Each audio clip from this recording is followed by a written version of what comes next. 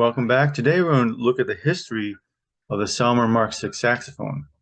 Here's one of my altos with a Selmer metal mouthpiece. Nice Mark VI. There's a little Mark VI up here. There's a little Mark VI up here on the bell there. This Mark VI is a later Mark VI, actually really close to the Mark VIIs. And they have basically three generations of it from my perspective. The later ones being the most bright ones. And that actually is very, very close tonally to my early or my later Mark VII. Most people like the mid one or the earlier one, and also the SBAs. But we're going to take a quick look now from Selmer France's history of the Selmer Mark VI. So what we have here is Selmer Paris's website once again. History notes number 10, the Mark VI. Some good information about here. So basically 1954 was basically the end of the SBA model, which is actually one of my favorites. The tilting B flat I don't like that much, and the SBA doesn't have it. And also cough horns didn't have it either. But I still love the Mark 6 and 7 and Super Action 80s model, those models. There's a video in here. You can listen to the video, go to the website. I'll put the link in the description, but the text, we'll just go over the text of the video. Basically said on March 19th, 1954, the instrument number 53727, which was the first Mark VI that they sent to the U.S. It was later used in an advertising campaign, which basically said if your serial number is less than 53727, you are missing out on the great features of the Mark VI offers. And I have, I think I have a video about features of the Mark VI advertising campaigns back then. I'll try to post it in the end here. And it has here, there's a lovely picture of a tenor sax, but I think the first one was alto, wasn't it? Well, let's get to it. So here's the ad they have. Yeah, I have this ad too. We can't really read it here. I'll try to post you to the, I believe, the video I have reviewing this ad too. Yeah, here we go. First off, 53727 was an alto, not a tenor. And it says it was not the earliest serial number, just the first one to be sent to the US. And 53727 was not the last of the Super Actions.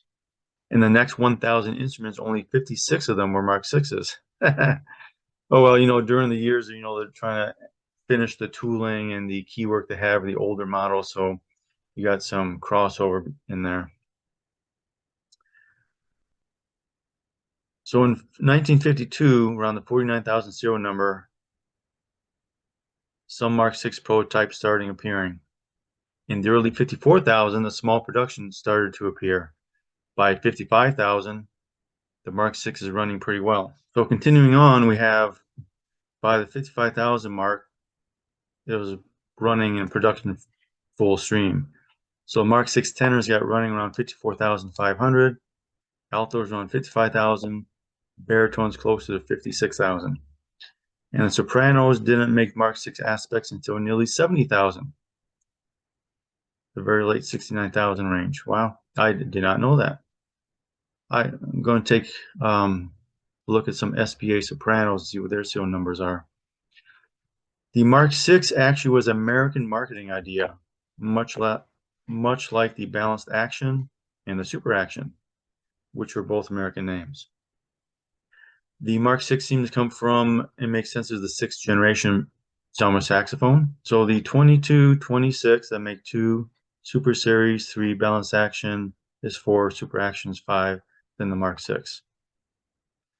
Henry Paris did not initially put the Mark VI identification on their instruments for the first 8 years. So if you have an early Mark VI, it won't have on the bell ring Mark VI. I'll show that to you real briefly. So looking at a Mark VI, when you look at the bell, you go down to this bell ring down here, and that will have Mark VI on it, as you can see right there.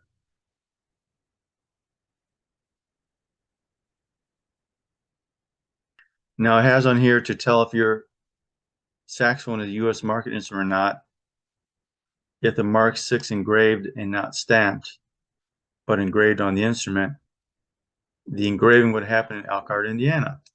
I never knew that, at least for the early ones. You have a Mark 6 between 55 140 that doesn't say Mark 6 at all anywhere. It's a non-US market one. I think they also had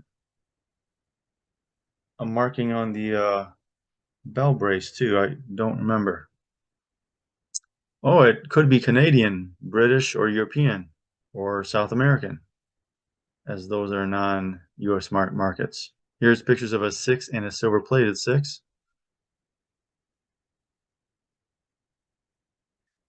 Sitting around the 11410 serial number, the altos and tenors to see the first Mark 6 stamp in France.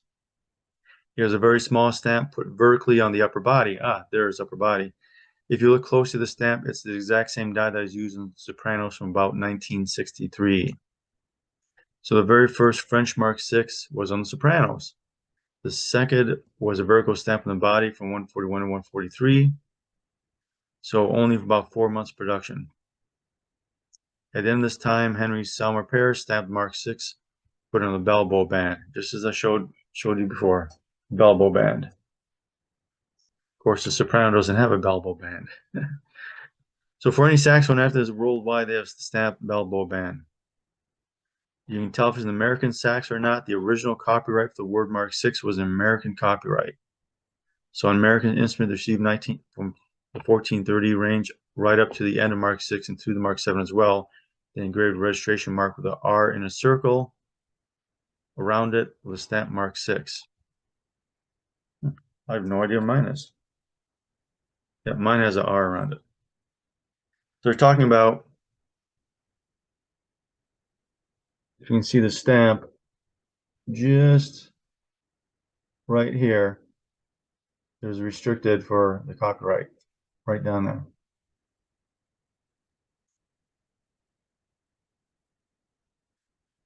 If it has a Mark 6 stamped on the bell ring and no registration mark, it's a non-American market.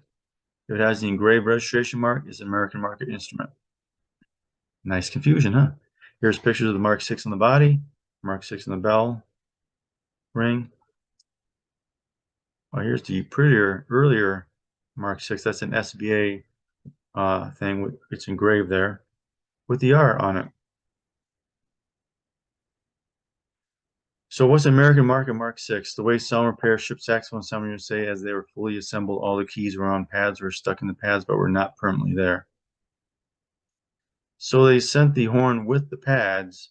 They just weren't shellacked in. I never knew that. They're shipped forward of a crate with the neck separate as in packed into a small box in the same crate. So there's 4 necks and 4 sacks in one crate.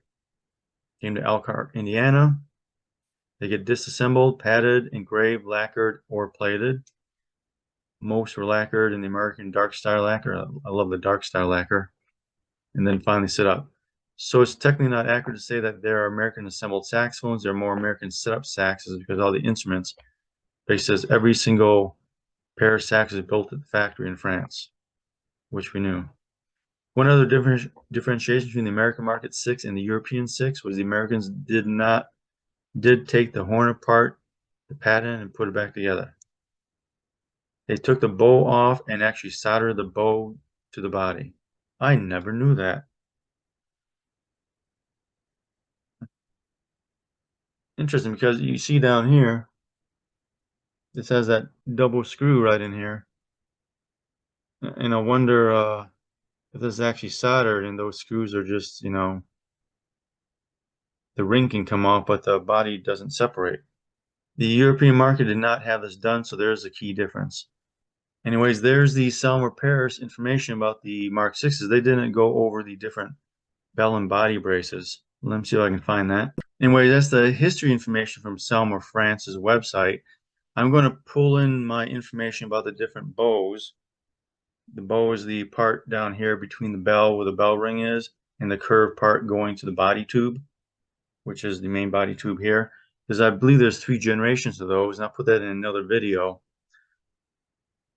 But anyways, I hope you like this. I hope you like this information about the history of Selmer Paris, France, and their information about the Mark 6.